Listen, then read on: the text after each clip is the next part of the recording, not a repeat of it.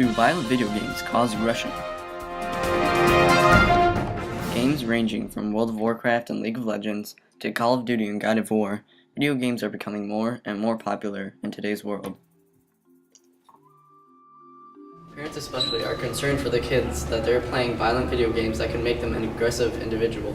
Some even say that the shooting in Connecticut was related to Call of Duty, but are those true? Well, let's take a look at the statistics.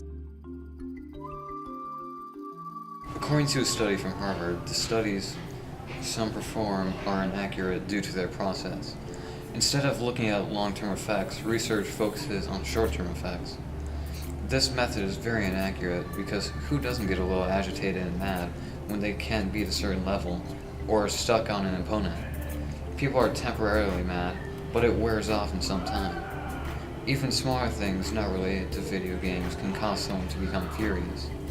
If you can't build something in your car isn't working, whatever it might be, one does get mad. Just because we get mad for a short time as we play doesn't make video game players madmen. Adding on, federal crime statistics show that serious violent crimes committed among youth have decreased since 1996, even when video game sales are soaring and are becoming more gory.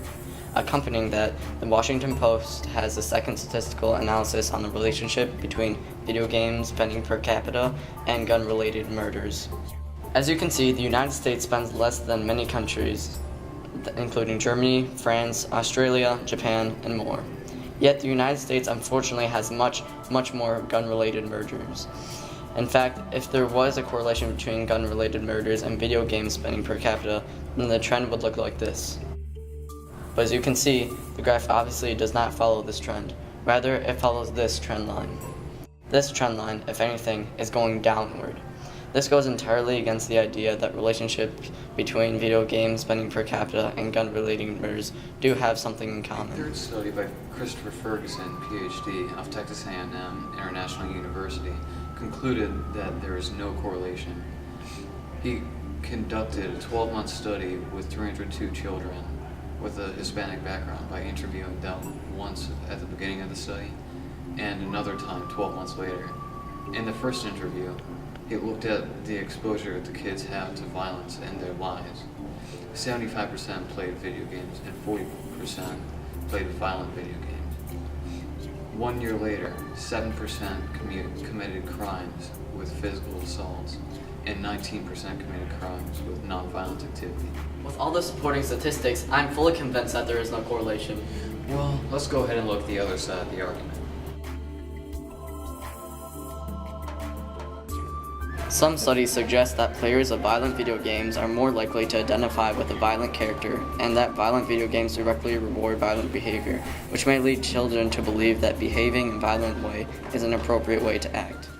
According to the National Television Violence Study in 1996, 73% of violent video games reward violence as an effective way to handle conflict. And since these kids are being influenced and identifying with these games, some people suggest that these kids have the capabilities of becoming much more violent than the ones who do not play these games. All in all, video games could potentially cause the individual to become violent, but as far as studies show, there isn't much information to back up that conclusion.